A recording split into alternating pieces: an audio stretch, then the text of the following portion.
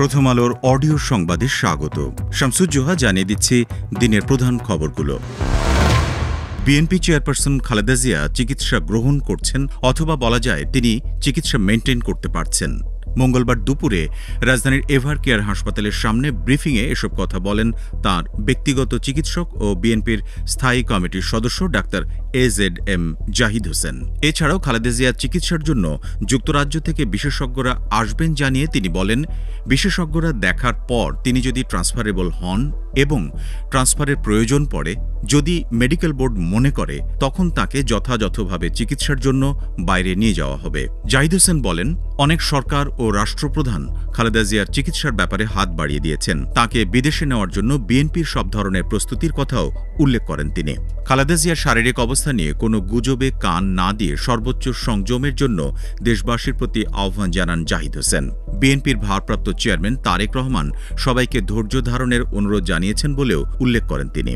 এর আগে খালেদা জিয়ার শারীরিক অবস্থার হঠাৎ অবনতি হলে রোববার রাতে তাঁকে আইসিইউতে স্থানান্তর করা হয়। সোমবার বেলা 1:45টার দিকে বিএনপির ভাইস চেয়ারম্যান আহমেদ আজম খান সাংবাদিকদের বলেন, খালেদা জিয়া খুব ক্রিটিক্যাল কন্ডিশনে চলে গেছেন। এছাড়াও খালেদা জিয়ার ব্যক্তিগত চিকিৎসক আল মামুন সাংবাদিকদের বলেন, বেগম খালেদা জিয়া চিকিৎসা সহায়তার জন্য চীনের 5 সদস্যের একটি চিকিৎসক দল এভার কেয়ার হাসপাতালে পৌঁছেছেন। মূল চিকিৎসক দল মঙ্গলবার পৌঁছানোর কথা। এদিকে জাহিদ হোসেনও যুক্তরাজ্য থেকে বিশেষজ্ঞ চিকিৎসক দল আসবেন বলে নিশ্চিত করেছেন। দেশের একদল বিশেষজ্ঞ চিকিৎসক, আমেরিকার জনস হপকিন্স হাসপাতালের চিকিৎসক এবং লন্ডন ক্লিনিকের বিশেষজ্ঞ চিকিৎসকদের সমন্বয়ে গঠিত মেডিকেল বোর্ডের অধীনে খালেদা জিয়ার চিকিৎসা চলছে। এতে সহায়তা দিতে চীনের চিকিৎসকরাও যুক্ত হয়েছেন। সাবেক প্রধানমন্ত্রী ও বিএনপির চেয়ারপারসন খালেদা জিয়াকে অতি গুরুত্বপূর্ণ ব্যক্তি ঘোষণা করার পর স্পেশাল সিকিউরিটি ফোর্স SSF নিরাপত্তা দেওয়া শুরু করেছে। মঙ্গলবার বেলা 2:20 দিকে SSF সদস্যরা খালেদা জিয়াকে নিরাপত্তা দিতে শুরু করেন। বিষয়টি নিশ্চিত করেন বিএনপির মিডিয়া সেলের সদস্য শায়রুল কবির খান। বেলা 2টার দিকে SSF সদস্যদের গাড়ি রাজধানীর এভার কেয়ার হাসপাতালে ঢুকতে দেখা যায়। এর আগে দুপুরে অন্তর্বর্তী সরকার জানায়, খালেদা জিয়াকে রাষ্ট্রের অতি গুরুত্বপূর্ণ ব্যক্তি VVIP ঘোষণা করার সিদ্ধান্ত নেওয়া হয়েছে। এ সিদ্ধান্ত অবিলম্বে কার্যকরের জন্য সংশ্লিষ্ট সব সংস্থাকে নির্দেশনা দেওয়া হয়েছে।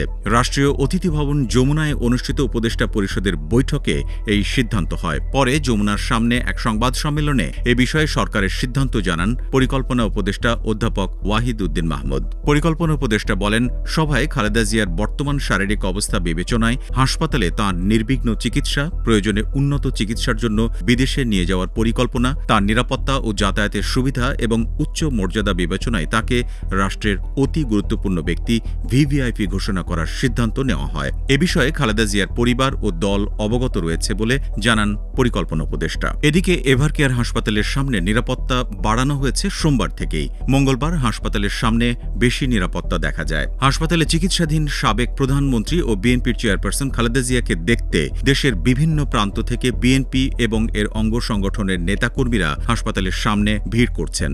মঙ্গলবার সকাল থেকে হাসপাতালের সামনের সড়কে ব্যারিকেড দিয়ে যাতায়াত নিয়ন্ত্রণ করা হয়। ঘটনাস্থলে পুলিশ ও র্যাবের বেশ কিছু সদস্যকে দায়িত্ব পালন করতে দেখা যায়। সোমবার পর্যন্ত হাসপাতালের সামনে ব্যারিকেড ছিল না। বিএনপি চেয়ারপারসন খালেদা জিয়ার অসুস্থতার সময়ে সহযোগিতা ও শুভ কামনার জন্য সবাইকে ধন্যবাদ জানিয়েছেন দলের ভারপ্রাপ্ত চেয়ারম্যান তারেক রহমান। দেশবাসীর সম্মিলিত সমর্থনই জিয়া পরিবারের শক্তি ও প্রেরণার উৎস বলে মন্তব্য করেন তিনি।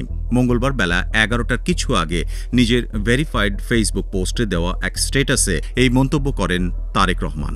এদিকে পররাষ্ট্র উপদেষ্টা মোহাম্মদ তৌহিদ হোসেন জানিয়েছেন, বিএনপির ভারপ্রাপ্ত চেয়ারম্যান তারেক রহমান দেশে আসার জন্য এখনও ট্রাভেল পাস চাননি।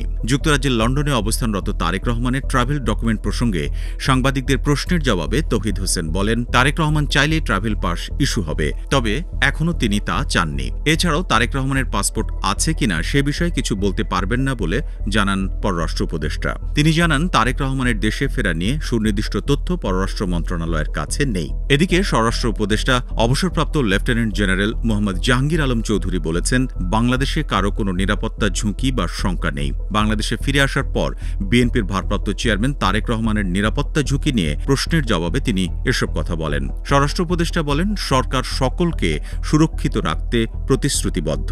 মঙ্গলবার সচিবালয়ে স্বরাষ্ট্র মন্ত্রণালয়ের আইন শৃঙ্খলা সংক্রান্ত কোর কমিটির সভার শেষে এক ব্রিফিংয়ে সাংবাদিকদের বিভিন্ন প্রশ্নের জবাব দেন স্বরাষ্ট্র উপদেষ্টা অবসরপ্রাপ্ত লেফটেন্যান্ট জেনারেল মোহাম্মদ জাহাঙ্গীর আলম চৌধুরী।